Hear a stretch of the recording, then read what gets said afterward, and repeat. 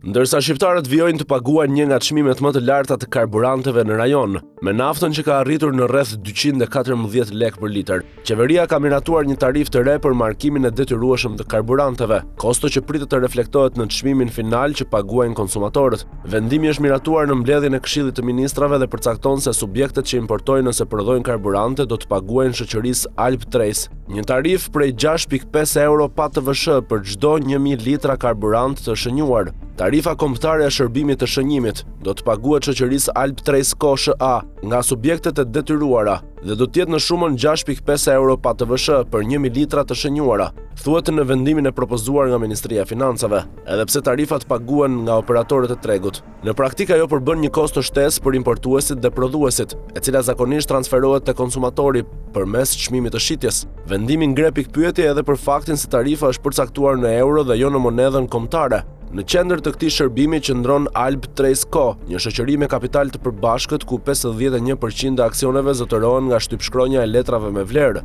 ndërsa 49% nga kompania O&S Security and Solutions, e regjistruar në Emiratet e Bashkuara Arabe. Alp Trace Co. nuk është një emër i panjohur. Kompania u krijua vitin e kaluar, pasi qeveria njoftoi se nuk do të zgjaste koncesionin e pullave fiskale me kompaninë zvicerane Sikpa, duke deklaruar se shërbimi do të kalonte nën kontrollin e shtetit. Megjithatë, dokumentet e depozituara në Qendrën Kombëtare të Biznesit tregojnë se partneri privat i Alp Trace ka lidhje me grupin Sikpa. Sipas dokumentit zyrtar, 40% e O&S Security and Solutions zotërohet nga Sikpa Middle East Investment Holdings, ndërsa pjesa tjetër nga Omulat Security Printing LLC, kompania e krijuar nga Banka Qendrore e Emirateve të Bashkuara Arabe. Në struktura drejtuese të Alp Trace Co. figuron edhe Wasim Al Mraktan, i prezantuar në dokumentet publike të marrëveshjes mes Omulat dhe Sikpa, si zëvendës presidenti Sikpa për lindjen e mesme.